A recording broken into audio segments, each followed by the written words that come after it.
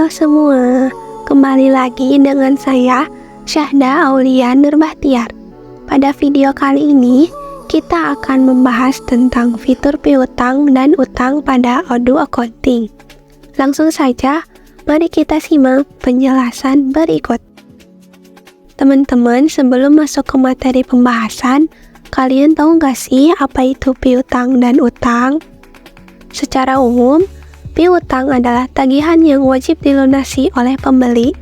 Dengan kata lain, tagihan tersebut merupakan hak yang dapat diklaim oleh individu, perusahaan, atau organisasi dari adanya transaksi secara kredit.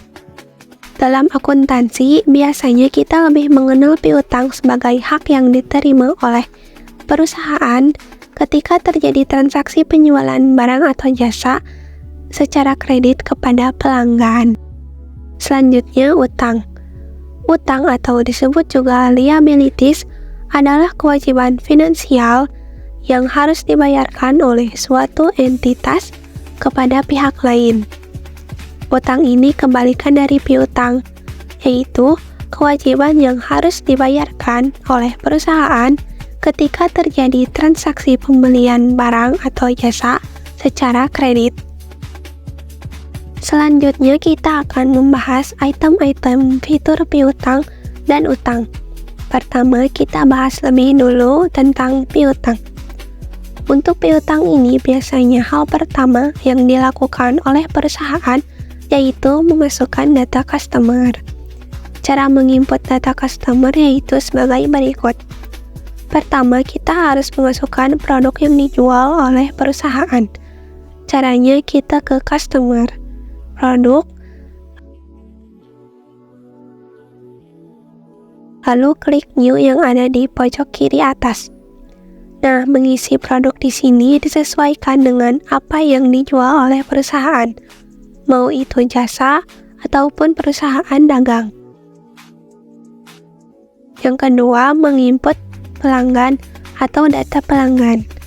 Caranya kita klik customer, lalu customers, setelah itu klik new. Di sini kalian bisa mengisi nama pelanggan, apakah itu individual, perseorangan, atau company, sebuah perusahaan. Kalian juga dapat mengisi alamat perusahaan. Setelah diisi lengkap nama produk dan nama pelanggan, perusahaan biasanya membuat faktur penjualan. Caranya yaitu kita ke menu customer, invoices, lalu klik new. Yang harus diisi di sini yaitu nomor invoice, lalu tanggal. Kemudian, produk yang diisi sesuai dengan yang sudah diinput sebelumnya. Untuk akun akan muncul sesuai dengan yang sudah dikonfigurasi sebelumnya. Quantity itu banyaknya barang. Harga akan muncul otomatis sesuai yang sudah diinput tadi. Nah, itu tadi cara bagaimana mengakui piutang dalam Odoo Accounting. Selanjutnya, bagaimana sih cara pengakuan utang dari perusahaan? Caranya tidak jauh berbeda, tetapi menu yang digunakan itu berbeda. Sama seperti tadi, kita memasukkan nama produk perusahaan. Caranya, kita ke menu vendor, lalu klik produk, setelah itu klik new. Produk yang ada di menu customers akan tersinkronisasi dengan yang ada di menu vendor. Jadi tidak perlu menginput ulang. Setelah itu kita input pemasok. Kita ke menu vendor, lalu klik vendors. Setelah itu klik new.